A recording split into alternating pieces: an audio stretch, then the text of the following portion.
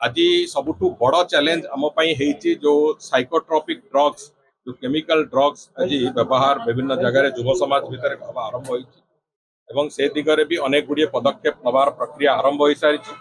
से दिगरे काउंसेलिंग ठू आरंभ करके जो माने से भली कार्य सामिल अच्छा से कठोर रु कठोर सजा केमिति हम से केमिति धरा जीवो ये सब कथा को आधार करके आम आरंभ करूँ आम बहुत शीघ्र ए दिगरे जहाँ सठिक पदक्षेप जहाँ कठोर पदक्षेप से पदक्षेप को भी प्रदर्शन करें। देखो एपर्यंत आम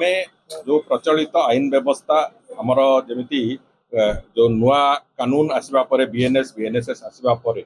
आम प्रोसिक्यूशन हार भी बढ़ी आमर अपराधी को दंडित करिवार प्रक्रिया भी आहरी सुगम होती तेणुक से दिग को लेकिन आम चलीचु आहरी आवश्यकता अनुसार जिते बड़े जहाँ आवश्यक पड़ो से अनुसार निश्चित भाव में परिवर्तन करने को सरकार संपूर्ण रूपे माइंड ओपन रखिंट सरकार पाखे गोटे लक्ष्य अपराध मुक्त एवं भ्रष्टाचार मुक्त शासन व्यवस्था ओडिशा रे आरंभ हो।